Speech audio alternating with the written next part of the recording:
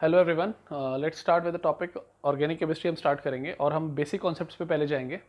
Nomenclature हम एक अलग से वीडियो शूट किया हुआ है, उसमें पूरा देख लेना, ठीक है। तो हम पहले basic concept of organic chemistry से स्टार्ट करेंगे, उसके बाद चैप्टर बाय चैप्टर आगे बढ़ेंगे, ठीक है।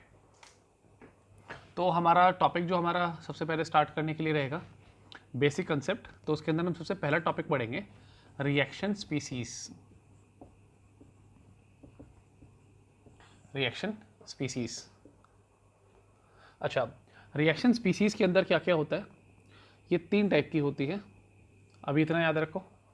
कुछ और भी टाइप होते हैं, वो सिलेबस से बाहर है, जो पढ़ना है अभी ध्यान से सुनो। पहला टॉपिक है आपका इलेक्ट्रोफाइल। क्या है? इलेक्ट्रोफाइल।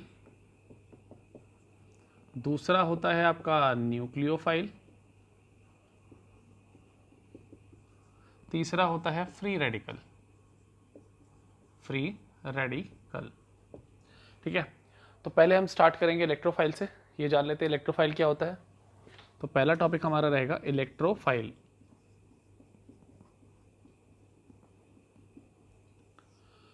पहले आप लोग इसकी डेफिनेशन लिखें। The species which are electron loving. यहाँ इलेक्ट्रो का मतलब होता है इलेक्ट्रॉन और फाइल का मतलब होता है लविंग, PHILE, इसका मतलब होता है लविंग।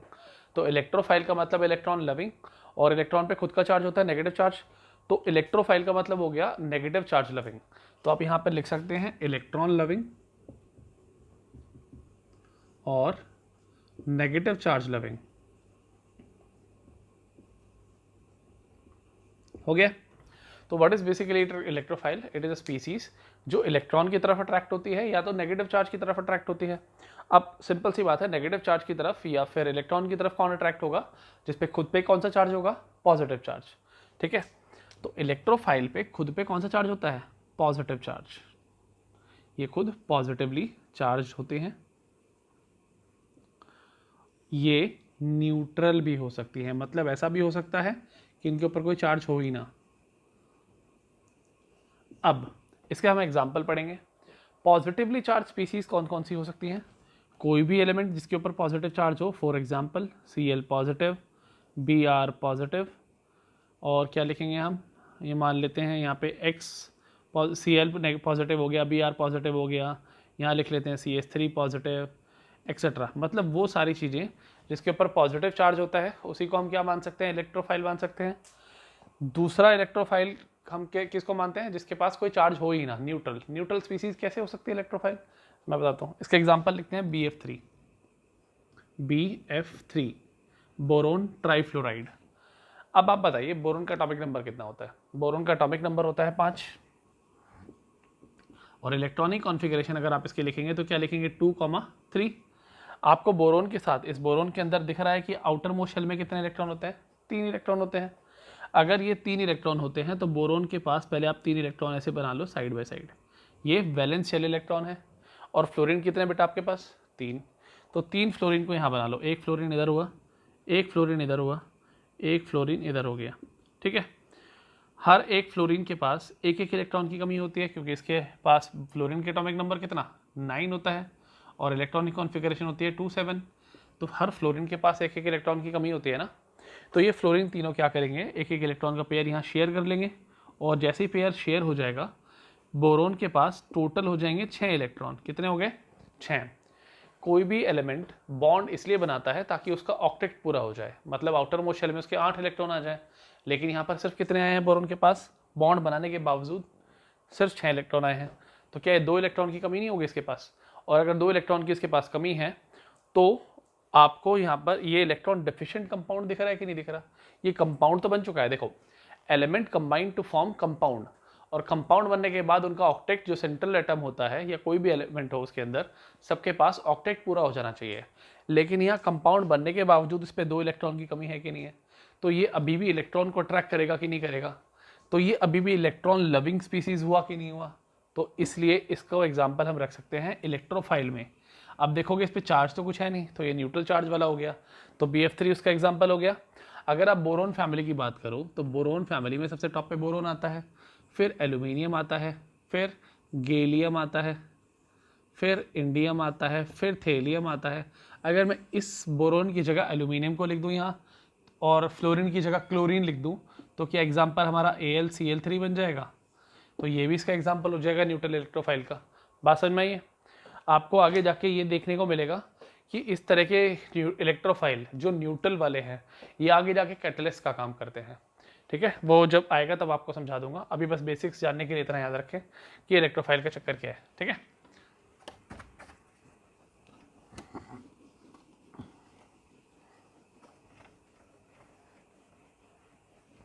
इलेक्ट्रोफाइल क्लियर हुआ। दूसरा टॉपिक आता है आपका न्यूक्लियोफाइल का। क्या आता है? न्यूक्लियोफाइल। अब देखो ध्यान से, ये न्यूक्लियो का मतलब क्या? न्यूक्लियस हुआ, और फाइल का मतलब लविंग हुआ। लविंग मतलब अट्रैक्टिंग होता है। न्यूक्लियस पे आपको पता है चार्ज क्या होता है? पॉजिटिव। फाइल मतलब अट्रैक्टिंग। तो वो कंपाउंड जो पॉजिटिवली चार्ज लविंग हो, जो पॉजिटिव चार्ज की तरफ अट्रैक्ट हो जाए, उनको बोलते हैं न्यूक्लियोफाइल। अब वो कंपाउंड जो पॉजिटिव चार्ज की तरफ अट्रैक्ट होंगे, क्या उस पर खुद पे चार्ज नेगेटिव होगा? बिल्कुल। तो अब आप इसकी डेफिनेशन कैसे लिखोगे? What is nucleophile? All the species which are attracted towards positive charge, which are attracted towards positive charge are called nucleophile. ठीक है, अब आप न्यूक्लियोफाइल के बारे में देखेंगे तो आप इसका क्या और भी क्या लिख सकते हैं? इसको आप लिख सकते हैं न्यूक्लियस लविंग, न्यूक्लियस लविंग और positively charge loving, positively charge loving species, इसको बोलेंगे हम न्यूक्लियोफाइल। तो एक हमारा पॉजिटिवली चार्ज लविंग हो गया और ये न्यूक्लियस लविंग, इन दोनों को हम बोलते हैं न्यूक्लियोफाइल। अब न्यूक्लियोफाइल जब पॉजिटिव चार्ज को अट्रैक्ट कर रहा है तो उस पर खुद पे क्या चार्ज होगा? नेगेटिव चार्ज होगा। तो खुद पे उस पर चार्ज या तो नेगेटिव होगा या तो वो न्यूट्रल भी हो सकते हैं। बिल्कुल, जैसे हमने इलेक्ट्रोफाइल में पढ़ा, यहाँ पे भी न्यूट्रल कंपाउंड्स भी न्यूक्लियोफाइल होते हैं। पहले नेगेटिव चार्ज की बात करते हैं। क्या Cl negative, H negative, Br negative, ये सारे के सारे वो कंपाउंड है जिसपे खुद पे कोई ना कोई नेगेटिव चार्ज है। तो अगर ऐसे कोई भी कंपाउंड अगर हैं जिसके ऊपर नेगेटिव चार्ज है, वो हम इस वाली कैटेगरी में लिख देंगे, नेगेटिवली चार्ज न्यूक्लियोफाइल के अंदर। और वो कंपाउंड जो न्यूट्रल हैं और न्यूक्लियोफाइल का काम करते हैं, वो कौन से होते हैं? वो कंपाउंड जो खुद तो न्यूट्रल हों लेकिन उनके पास लोन पेयर ऑफ इलेक्ट्रॉन हो। Example ammonia. क्या लिखेंगे इसका एग्जाम्पल? अमोनिया। अमोनिया का फॉर्मूला होता है NH3। अगर आप नाइट्रोजन की बात करोगे तो नाइट्रोजन के आउटर मोस्ट शेल में होते हैं 5 इलेक्ट्रॉन। कितने होते हैं? 5। ठीक है, एटॉमिक नंबर 7 होता है। तो इलेक्ट्रॉनिक कॉन्फ़िगरेशन आप लिखते हैं ना 2,5। तो आउटर मोस्ट शेल में हो गए 5 इलेक्ट्रॉन। 2 तो आप अलग से बना दो, 3 को यहाँ पे हाइड्रोजन के साथ शेयर कर दो। हाइड्रोजन के पास 1 इलेक्ट्रॉन, 1 शेयरिंग, 2 शेयरिंग, एक और शेयरिंग हो गई। तो यहाँ पर जो ये पेयर बचता है ना अमोनिया का, क्या उसके अंदर एक लोन पेयर होता है? आपको केमिकल बॉन्डिंग में पढ़ाया गया था लोन पेयर, बॉन्ड पेयर के बारे में। तो यहाँ पे जो नाइट्रोजन के पास, ये अमोनिया देखो, इस पर खुद पे तो कोई चार्ज है नहीं, लेकिन इसके पास एक पेयर ऑफ इलेक्ट्रॉन एक्स्ट्रा है ना, जो कहीं रिएक्ट कर सकता है। तो मान लो इसको कहीं दूर दूर तक कहीं पॉजिटिव चार्ज दिख गया, क्या ये लोन पेयर के साथ उस पर अटैक कर देगा? बिल्कुल करेगा। तो न्यूक्लियोफाइल न्यूट्रल वाले जो होते हैं जनरली वो कंपाउंड होते हैं जिनके पास लोन पेयर होता है। आई होप आपको समझ में आ गया। ठीक है, तो न्यूक्लियोफाइल आपका क्लियर हुआ, इलेक्ट्रोफाइल आपका क्लियर हुआ। अगली बात करते हैं फ्री रेडिकल की।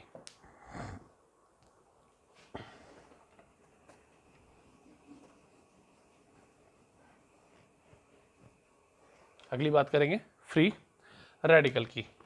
तो अगर फ्री रेडिकल की बात करोगे थर्ड टॉपिक की, ये वो आपका फ्री रेडिकल। अब पहले जान लो रेडिकल क्या होता है। रेडिकल होता है ऑड इलेक्ट्रॉन स्पीसीज। क्या होता है? Odd electron species. ये होता है फ्री रेडिकल, ये ऑड इलेक्ट्रॉन स्पीसीज होता है। जनरली बनता कैसे है? ये जनरली 2 तरीके से बनता है जब बॉन्ड टूटे। तो एक देखो, पहले आप देख लो बॉन्ड 2 किस तरीके से टूटते हैं। मैं आपको एक अलग से टॉपिक पढ़ा दूं पहले, टाइप्स ऑफ बॉन्ड क्लीवेज। ये इधर अलग पार्ट लिख देते हैं इसको, ये हुआ types of bond cleavage. Types of bond cleavage का मतलब होता है बॉन्ड किस तरीके से टूटता है। तो बॉन्ड का बेसिकली 2 तरीके से टूटा जाता है। पहला होता है होमोलिटिक क्लीवेज, दूसरा होता है हेट्रोलिटिक क्लीवेज। होमोलिटिक क्लीवेज में क्या होता है? अगर बॉन्ड जो सिंगल बॉन्ड बना हुआ है उसके दोनों तरफ सिमिलर एटम हो, एक बॉन्ड में कितने इलेक्ट्रॉन होते हैं? 2 होते हैं ना। तो अगर ये वाला इलेक्ट्रॉन इसके पास चला जाए और ये वाला इलेक्ट्रॉन इसके पास वापस आ जाए तो कुछ कैसे ऐसा कंपाउंड बन जाएगा, 2 कार्बन और अपने अपने इलेक्ट्रॉन को लेके बैठे होंगे। ये होते हैं ऑड इलेक्ट्रॉन स्पीसीज, जो कार्बन अपने अपने इलेक्ट्रॉन के साथ आराम से बैठे होते हैं, फ्री रेडिकल। जनरली ये वाला रिएक्शन जो होता है वो सनलाइट के प्रेजेंस में होता है। किसके प्रेजेंस में होता है? सनलाइट के प्रेजेंस में। तो ये बन जाता है आपका कार्बन का फ्री रेडिकल। इसको आप क्या लिखेंगे? कार्बन फ्री रेडिकल बन जाता है। तो आपने देखा यहाँ पे फ्री रेडिकल बनाने के लिए कौन सा क्लीवेज होना चाहिए? Homolytic cleavage. होमो मतलब सेम। सेम कैसे हुआ? क्योंकि बराबर बराबर इलेक्ट्रॉन दोनों एलिमेंट पे चले गए, हर एटम पे चले गए, तो बन गया फ्री रेडिकल।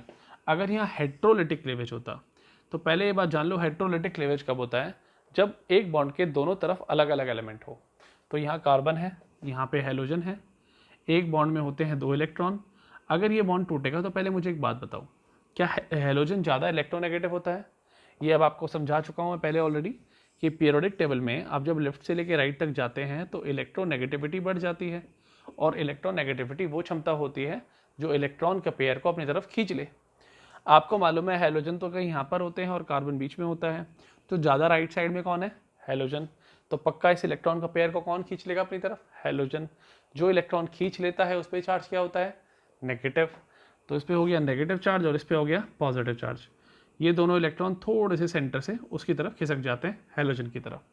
अब क्या होगा अगर ये बॉन्ड टूटा तो ये दोनों इलेक्ट्रॉन तो हेलोजन के पास चले जाते हैं, एक्स नेगेटिव, और इसका हो गया लॉस, तो इस पर बन जाएगा कार्बन पॉजिटिव। तो हेट्रोलिटिक क्लीवेज में कभी फ्री रेडिकल ना बन के क्या बनते हैं? आयंस बनते हैं। और आयंस कौन कौन से होते हैं? एक होता है आपका कैटायन और एक होता है anion. Are we clear with this? तो अगर हेट्रोलिटिक क्लीवेज होगा तो हेट्रोलिटिक क्लीवेज में आपके पास कैटायन और एनायन 2 चीज़ें बनेंगी, और अगर होमोलिटिक क्लीवेज होगा तो फ्री रेडिकल बन जाएगा। आई होप क्लियर हो गया आपको वाला टॉपिक। ठीक है, चलो move on to the next topic. हम बात करेंगे रिएक्शन इंटरमीडिएट की। नहीं, हम रिएक्शन इंटरमीडिएट जानने से पहले कुछ इफेक्ट्स जान लेते हैं। आप लोग साथ साथ लिखते रहो। यहां लिखो सबसे पहला टॉपिक, इंडक्टिव इफेक्ट।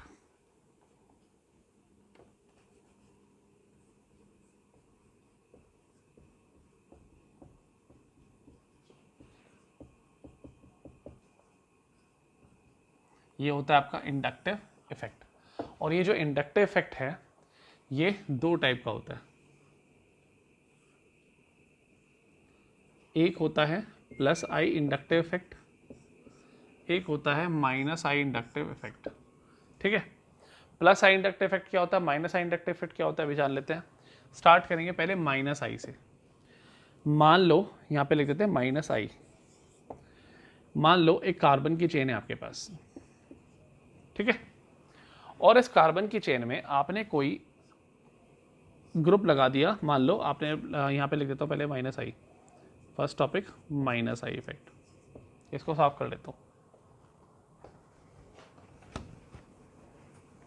सबसे पहले जानते हैं माइनस आई इफेक्ट। एक कार्बन की चेन है आपके पास, उसमें आपने कोई ऐसा ग्रुप लगा दिया जो इलेक्ट्रॉन विड्रॉइंग ग्रुप है। कौन सा ग्रुप है? Electron withdrawing group. आपको इलेक्ट्रॉन विड्रॉइंग मैंने कैसे बोल दिया? सिंपल सी बात है, मान लो मैंने यहाँ पे X लगाया। X से हम क्या रिप्रेजेंट करते हैं? हेलोजन को रिप्रेजेंट करते हैं। हेलोजन के अलावा कोई और भी इलेक्ट्रॉन विड्रॉइंग ग्रुप हो सकता है।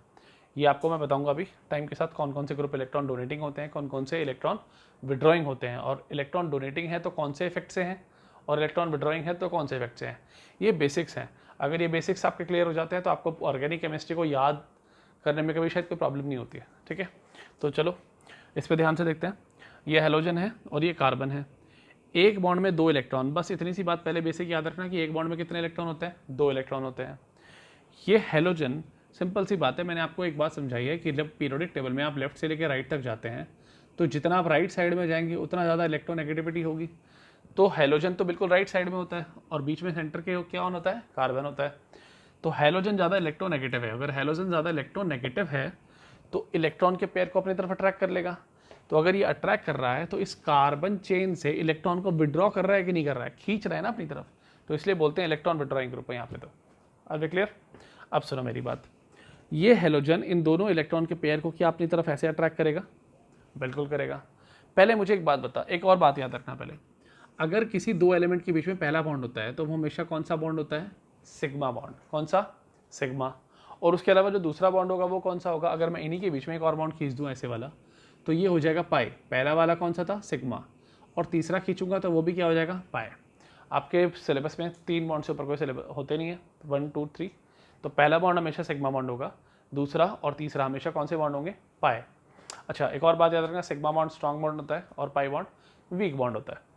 चलो, तो यह हेलोजन जो है वो ज़्यादा इलेक्ट्रोनेगेटिव है, तो वो इलेक्ट्रॉन को अपनी तरफ खींचेगा, और इलेक्ट्रॉन जो वो खींचेगा तो कौन से बॉन्ड से खींचेगा? सिग्मा बॉन्ड से। किससे? सिग्मा। याद रखना, इंडक्टिव इफेक्ट का जो भी लेने देना होता है वो सिग्मा बॉन्ड के इलेक्ट्रॉन से होता है। सिग्मा इलेक्ट्रॉन या सिग्मा बॉन्ड मत लिखो, सीधा लिखो सिग्मा इलेक्ट्रॉन। सिग्मा इलेक्ट्रॉन से लेना देना होता है। तो जब भी कभी इंडक्टिव इफेक्ट की बात आएगी तो उसमें कौन से इलेक्ट्रॉन्स का इन्वॉल्वमेंट होगा? सिग्मा वालों का। तो अगर आप हेलोजन की बात करेंगे तो हेलोजन ज़्यादा इलेक्ट्रोनेगेटिव है, वो इन दोनों इलेक्ट्रॉन को अपनी तरफ खींचने लगेगा। अब क्या इस कार्बन का लॉस हो गया? बिल्कुल हो गया। तो इस पर पॉजिटिव चार्ज आ जाएगा। क्या आ जाएगा? Positive charge. देखो, एक इलेक्ट्रॉन इसको दिया है तो मान लिया एक पॉजिटिव चार्ज आ गया। मैं थोड़ी सी रेफरेंस के लिए मान लेता हूँ इसमें अच्छी खासी कमी ला दी इस हेलोजन ने, तो इसको मैंने बस ऐसे ही मान लिया। इसका मतलब ये नहीं है इस पर 3 इलेक्ट्रॉन चले गए इसके प्लस, मैंने अब यहाँ पर प्लस साइन को 3 बार बना दिया। इसका मतलब ये नहीं होगा बिल्कुल भी यहाँ पे कि ये 3 इलेक्ट्रॉन छोड़ चुका है। इलेक्ट्रॉन तो एक ही छोड़ा इसने। मान लेते हैं इस पर ठीक ठाक कमी आ गई, इतनी कमी आ गई, ठीक है। तो ये अपनी कमी को पूरा कैसे करेगा? इससे तो खींच नहीं सकता इलेक्ट्रॉन को, तो ये क्या करेगा? जो आगे वाला बॉन्ड है उसके इलेक्ट्रॉन को थोड़ा अपनी तरफ खींच लेगा। खींचेगा तो इस पर भी कमी आएगी, लेकिन इससे तो डायरेक्ट हेलोजन खींच रहा था तो ज़्यादा कमी आई थी, लेकिन इससे कौन खींच रहा है? उसी का भाई कार्बन खींचेगा, तो उतनी कमी नहीं आएगी जितनी इस पे आ गई थी। तो इस कमी को मैं शो कर दूंगा, मान लो 2 प्लस साइन दिखा दिया। अब ये अपनी कमी कहाँ से पूरा करेगा? इधर वाले से खींचेगा। तो यहाँ पर क्या चार्ज आ जाएगा? मान लेते हैं इतना आ गया, इतनी कमी आ गई इसके पास। ये सोचेगा छोड़ो अब क्या खींचना, थोड़ा बहुत चला गया, आराम से बैठ जाएगा। तो अब जो मैं पॉइंट बता रहा हूँ इंडक्टिव इफेक्ट के बारे में, वो आपके ध्यान से रखेंगे याद। इंडक्टिव इफेक्ट का पहला पॉइंट जो आप याद रखेंगे कि यहाँ पर जो भी लेने देना है वो किससे है? Sigma electron. तो आप यहाँ लिखेंगे फर्स्ट पॉइंट में, it deals with sigma electron. It deals with what? Sigma electron. हम अभी माइनस आई पढ़ रहे हैं। क्या पढ़ रहे हैं बेटा? माइनस आई। तो पहली बात हमें याद रखनी है, कौन से इलेक्ट्रॉन का लेना देना था? सिग्मा इलेक्ट्रॉन का। तो क्या इसमें, मुझे एक बात बताओ, माइनस आई में इस कार्बन चेन से इलेक्ट्रॉन दूर गया है या इसके अंदर घुसा है? दूर जा रहा है ना, कोई ग्रुप आके इस चेन से इलेक्ट्रॉन को खींच रहा है, ठीक है। तो यहाँ इस कार्बन की चेन पर इलेक्ट्रॉन की डेंसिटी कम हो रही है, ज़्यादा हो रही है? कम हो रही है। तभी तो आपको इस कार्बन चेन के ऊपर पॉजिटिव चार्ज दिख रहा है। अगर इलेक्ट्रॉन डेंसिटी बढ़ रही होती तो यहाँ कौन सा चार्ज होता? नेगेटिव चार्ज होता। तो इस कार्बन की चेन पे चार्ज कौन सा आ गया? पॉजिटिव चार्ज आ गया। तो यहाँ दूसरा पॉइंट आप माइनस आई में याद रखेंगे, electron density decreases along the chain।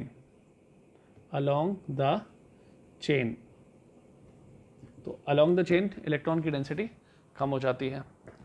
Are we clear? अब हम पढ़ेंगे प्लस आई इफेक्ट। तो अगर प्लस आई की बात करेंगे तो पक्का कोई कार्बन की चेन को आके इलेक्ट्रॉन देगा, जस्ट अपोजिट होगा ना इसका। तो यहाँ पर हम मान लेते हैं एक अल्काइल ग्रुप। क्या मान लेते हैं बेटा? Alkyl group. ये पढ़ाऊंगा इसके नेक्स्ट टॉपिक के बाद, अल्काइल ग्रुप के बारे में, ये क्या होता है, ठीक है। यहाँ तक की बात क्लियर होगी आपको। और हो सके तो इस अल्काइल ग्रुप वाले पार्ट को थोड़ा जब चैप्टर स्टार्ट किया था तब लिखने की कोशिश कर लेना, अगर स्पेस बने तो। अगर बाद में लिखने का हो तो सॉरी फॉर दिस, ठीक है। तो सुनो मेरी बात, ये कार्बन की चेन है। कार्बन की चेन में हमें मालूम है हर बॉन्ड में कितने इलेक्ट्रॉन होते हैं बेटा? 2 इलेक्ट्रॉन होते हैं। Very good. अब ये कार्बन की चेन जो है ये अल्काइल ग्रुप है। अल्काइल ग्रुप क्या करेगा? इस कार्बन को इलेक्ट्रॉन देना शुरू कर देगा। ये इलेक्ट्रॉन डोनेटिंग है, मतलब प्लस आई इफेक्ट है। प्लस का मतलब कुछ जुड़ेगा कार्बन की चेन में, इलेक्ट्रॉन डेंसिटी बढ़ेगी। तो ये अल्काइल ग्रुप आएगा, इलेक्ट्रॉन देगा। तो इस कार्बन ने इलेक्ट्रॉन लिए, तो मान लो इसके पास इतने इलेक्ट्रॉन आ गए। इसका मतलब बिल्कुल ये नहीं है कि इसने 3 इलेक्ट्रॉन दिए हैं। मान लिए कि इतने पास इतना चार्ज आ गया, एक्सेस चार्ज आ गया। ये क्या करेगा? थोड़ा सा आगे खिसका देगा इस वाले कार्बन को, उतना नहीं आ पाएगा जितना इसने दिया था। फिर ये क्या करेगा? थोड़ा सा और आगे खिसका देगा, इस पे चार्ज आ जाएगा इतना, फिर आगे वाले पे बिल्कुल भी नहीं आएगा। और भी clear with this?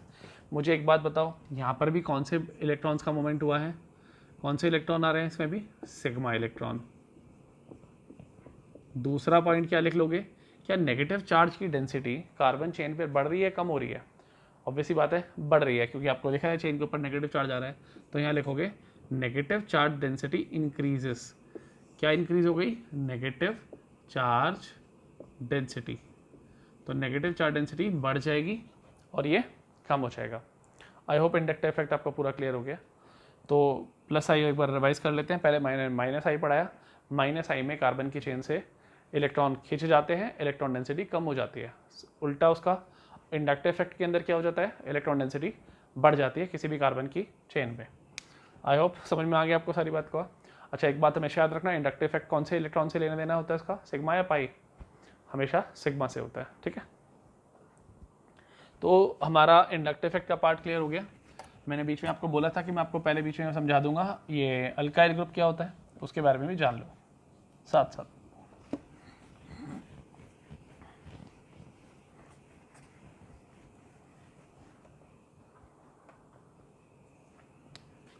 Alkyl group क्या होता है उसके बारे में भी जान लो। अल्काइल ग्रुप को हम रिप्रेजेंट करते हैं आर से। किससे रिप्रेजेंट करते हैं? आर से। या तो रिप्रेजेंट किया जाता है RCH2 से, ऐसे याद रखना आपको। अब बेसिक्स पे जाओ 10th क्लास के। आपको 10th क्लास में पढ़ाया गया था हाइड्रोकार्बन। क्या पढ़ाया गया था? हाइड्रोकार्बन। और उसमें पढ़ाया गया था एल्केन, एल्कीन और अल्काइन। तो जिसमें अल्केन होता है उसका फॉर्मूला मैं आपको बताने जा रहा हूँ यहाँ पे। एल्केन, क्या? एल्केन। एल्केन का फॉर्मूला आपको लिखवाया गया था CnH2n+2, ये लिखवाया गया था। आप किसी भी एल्केन में से एक हाइड्रोजन को माइनस कर दो तो बन जाता है अल्काइल ग्रुप। क्या बन जाता है? अल्काइल ग्रुप बन जाता है, ठीक है।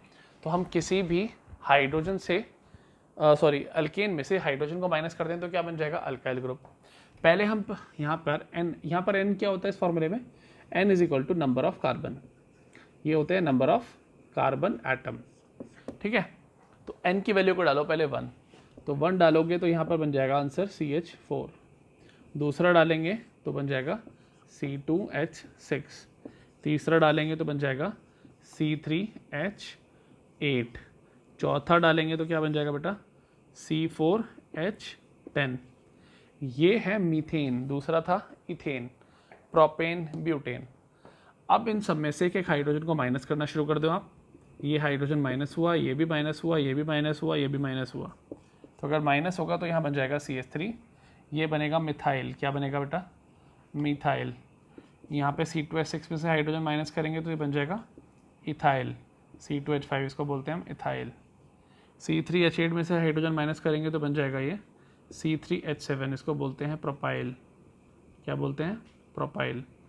और C4H10 से बाहर निकालते हैं तो ये होता है ब्यूटाइल, इसको लिखेंगे ब्यूटाइल। ब्यूटाइल का फॉर्मूला क्या हो जाएगा? C4H9। आप देख रहे हैं हर बार मीथेन या एल्केन में से एक एक हाइड्रोजन हमने कम कर दिया। क्लियर है? तो ये C4H9 ये था मेथ प्रॉप ब्यूट, ये ब्यूटेन था, तो इसको क्या बोलेंगे इसके अल्काइल ग्रुप को? ब्यूटाइल। एक बात याद रखना, अल्काइल पढ़ रहे हैं आप तो एल्केन में से एन हटाना है, आइल लगा देना है। क्या लगा देना है? आइल, YL। AN की जगह लगा देना है आपको YL, सिंपल। तो अगर मीथेन है तो मिथाइल, इथेन है तो इथाइल, प्रोपेन है तो प्रोपाइल, ब्यूटेन है तो ब्यूटाइल। यहाँ तक की बात आपको मेरे ख्याल से क्लियर हो गई है, ठीक है। तो ये याद रखेंगे। मैंने यहाँ पर इसको जनरल नाम दे दिया R या RCH2। इसका मतलब भी देख लो। मान लेते हैं हम CH3 को मान लेते हैं R। क्या मान लेते हैं? CH3 को R। और इस CH3 में मैं जोड़ देता हूँ CH2, तो क्या वो दूसरा अल्काइल ग्रुप हो जाएगा C2H5 वाला? देखो ये C2 हो गया और ये H5 हो गया। मैं इसमें एक और CH2 अगर जोड़ दूं तो क्या उससे अगला वाला अल्काइल ग्रुप हो गया? तो R लिखो, RCH2 लिखो, बात तो वही हुई ना। ये अल्काइल ग्रुप का जनरल रिप्रेजेंटेशन है, जनरल नाम है ये, ठीक है। इसके अंदर अलग अलग कैटेगरीज बन जाएंगे, समझ में आ रही है बात? तो ये सब के सब हमारे हैं क्या? Alkyl group. किसी भी एल्केन में से एक हाइड्रोजन को अगर हम बाहर निकाल देंगे तो क्या बन जाएगा? अल्काइल ग्रुप बन जाएगा। वेरी मच क्लियर पूरी बात। आगे बढ़ते हैं। हमारा ये पार्ट हमने क्लियर कर लिया, अल्काइल ग्रुप क्या होता है। इंडक्टिव इफेक्ट हम पढ़ चुके हैं। Reaction species that is electrophile, nucleophile और फ्री रेडिकल हम क्लियर कर चुके हैं। अगला जो हमारा टॉपिक रहेगा वो रहेगा रिएक्शन इंटरमीडिएट का। रिएक्शन इंटरमीडिएट जानने से पहले भी एक बात बेसिक याद रखें आप लोग कि इनको पूरा टेबल को कंप्लीट करके, ठीक है, साथ साथ पूरा नोट्स बनाते रहें। जहाँ जहाँ दिक्कत होती है वहाँ स्क्रीन को बीच में पॉज करें, पहले बोर्ड पे से सारा उतारें, फिर उसको साथ साथ टैली करें। और कोशिश करें इन चैप्टर्स को पढ़ने से पहले नॉमेनक्लेचर का पहले थोड़ा सा ब्रीफ रिव्यू देख लेना। ऐसे नहीं मैं कह रहा कि पूरी PhD कर लो ढंग से, लेकिन हाँ इतना हो जाना चाहिए कि आपको समझ पकड़ने में थोड़ी चीज़ें आएँ। मीथेन क्या होता है, एल्केन क्या होता है, हर बच्चा 10th में तो पढ़ के आया नहीं है कि एल्केन, समझ रहे हो ना। तो इतनी बात याद रखनी है आप लोगों को मेन, ठीक है। तो आगे के हम नेक्स्ट पार्ट में कंटिन्यू करेंगे। नेक्स्ट पार्ट में हम लोग कंटिन्यू करेंगे रिएक्शन इंटरमीडिएट्स, ठीक है, दैट इज़ कार्बोकेटायन, कार्बोएनायन, और उसी के अंदर हम जान लेंगे रेजोनेंस के बारे में। एक रेजोनेंस होगा हमारा, हाइपर कॉन्जुगेशन नाम की चीज़ें होंगी। तो ये सब चीज़ें आपको पढ़नी है, ठीक है। तो अगले लेक्चर में मिलते हैं इसके बाद। तब तक आप इसको पूरा नोट आउट कीजिए, साथ साथ अपने डाउट्स को कमेंट सेक्शन में डालते रहिए। Thank you.